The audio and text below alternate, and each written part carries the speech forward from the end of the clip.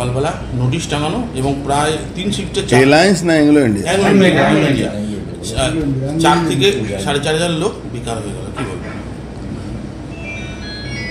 পশ্চিমবাংলা দুর্ভাগ্য, এখানে মমতা ব্যানার্জি শাসনে আছে। উনি নিজে চাইছেন জুট ইন্ডাস্ট্রি শেষ হয়ে যাক। যে একজন মুখ্যমন্ত্রী হয়ে তিনি বলছেন কি অন্য রাজ্যের লোকরা এসে এখানে ব্যবসা করবে, এটা করতে দেওয়া যাবে না। তার জন্য উনি ফুটপাথ নিজেই বসালেন, নিজেই চপ মুড়ির ব্যবসা করার জন্য বললেন, আর নিজেই সেটা তুলে দেওয়ার জন্যে চক্রান্ত করছেন। আর রোহিঙ্গাদেরকে, মুসলিমদেরকে বাংলা ডেমোগ্রাফি যেভাবে চেঞ্জ করাচ্ছেন উনি, বাংলাকে আলাদা করে প্রধানমন্ত্রী হওয়ার স্বপ্ন দেখছেন, তার জন্য আজকে ইন্ডাস্ট্রি হালগুলো এরকম আছে। ভারতবর্ষে 2টো রাজ্য আছে যেখানে সব থেকে বেশি কোথাও বাংলায় ধান হয়, মানে চাল হয়, আর পাঞ্জাবে গম হয়। ভারতবর্ষে 2টো রাজ্য সব থেকে বেশি এই গানি ব্যাগগুলো, জুটের ব্যাগগুলো কিনতো।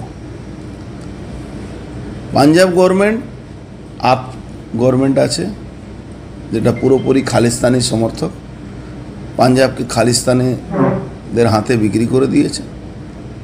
আর দ্বিতীয় হলো পশ্চিমবাংলা, যেটা রোহিঙ্গাদের হাতে উনি প্রায় কবজায় দিয়ে দিয়েছেন।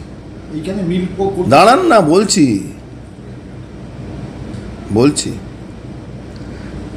এবার কিছুদিন আগে এরা নানা রকম অজুহাত দেখিয়েছিল কি কোনো অর্ডার পাওয়া যাচ্ছে না। আমি টেক্সটাইল মিনিস্টার সঙ্গে দেখা করে পাঞ্জাব গভর্নমেন্টকে প্রেসার দিয়ে 1.5 লাখ বেল অর্ডার করালাম। পাঞ্জাব গভর্নমেন্টের মন্ত্রী বলছে 250 টাকা করে পার বেল আমাকে দিতে হবে।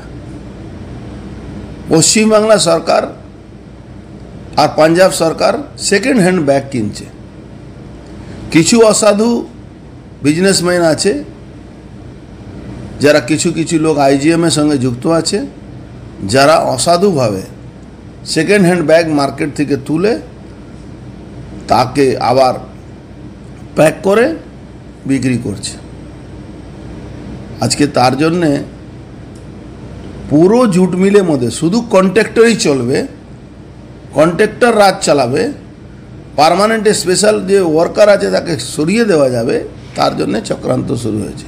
কিছুদিন আপনি 2-3 দিন আগে দেখেছিলেন এলায়েন্স জুট মিলের শ্রমিকরা রাস্তায় নেমেছে কি পার্মানেন্ট স্পেশাল আমাদেরকে কাজ দেওয়া হচ্ছে না, কন্ট্রাক্টরদেরকে কাজ দেওয়া হচ্ছে।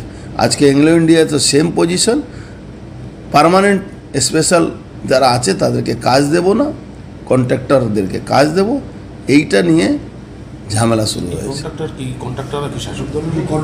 কন্ট্রাক্টর মানে তৃণমূল মানে কন্ট্রাক্টর। পুরো রাজ্যে তো তৃণমূল আর কন্ট্রাক্টর একই হয়ে গেছে। মমতা ব্যানার্জি নিজেও বলছেন তো কি কত টাকা পেয়েছিস, একজন মন্ত্রীকে বলছেন কত টাকা পেয়েছিস, কত টাকা হিস্সা নিয়েছিস, পুলিশকে বলছেন, তৃণমূলের মিনিস্টারদেরকে বলছেন, তৃণমূলের এমএলএদেরকে বলছেন, চেয়ারম্যানদেরকে বলছেন, কাউন্সিলরদেরকে বলছেন। আজকে উনি বুঝতে পারছেন কি এরা লুটপাট করে নিজে খাচ্ছে, আমাকে দিচ্ছে না, তার জন্য এইসব হচ্ছে না কি হচ্ছে? জুটের কি কোনো ঘাটতি আছে, কাঁচামালের অভাব?